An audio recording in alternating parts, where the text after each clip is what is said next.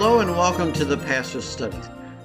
Last time we were together, Nehemiah had spent the evening, had gotten on his donkey, had surveyed the walls, had gone around them. He couldn't get all the way around. He had to backtrack some, and he had assessed the damage. And now we see in verse 17, he says, he gathers the people together and he says, you see the situation we're in. Notice that he includes himself. He didn't say, hey, I'm coming to fix the mess that you made. I'm coming to help you guys out, that this is a bad situation. No, Nehemiah put himself right in the midst of everything going on. And he says, you see the walls. They're all crumbled down. You see the gates. They're all burned up. You see how bad it is.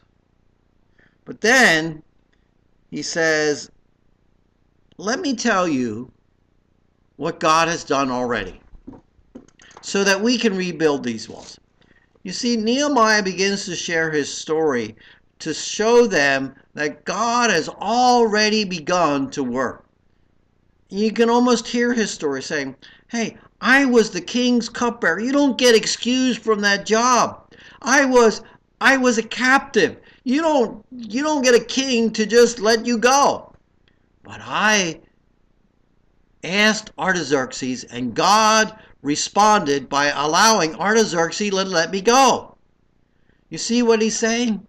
God moved in Artaxerxes' heart. And not only that, not only was I released, he gave me a credit card. That's what it would have been like. I can have all the wood I need. I can have all the supplies I need from the king's forest. We don't have to buy anything. And on top of that, he gave me safe passage. He sent soldiers along to protect me on the journey so that I could get here. He begins to tell them that story of everything that God has already done. So he charges them. He challenges them. Let's build the wall again. Let's finish the task. In the end of verse 18, it says, they arise and they begin to build, so that they put their hands to the good work. You know, sometimes when things begin to overwhelm us, we can take a step back and we can see some of the things that God has already done, some of the things that God has put in place, how God has already started working and we might not even be aware of it.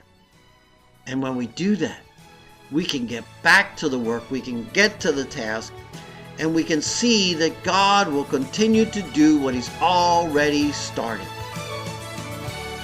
So whatever is going on in your life, what has God already started? Continue in that journey of serving and doing what God has already done. Till next time in the Pastor's Study, goodbye and may God bless.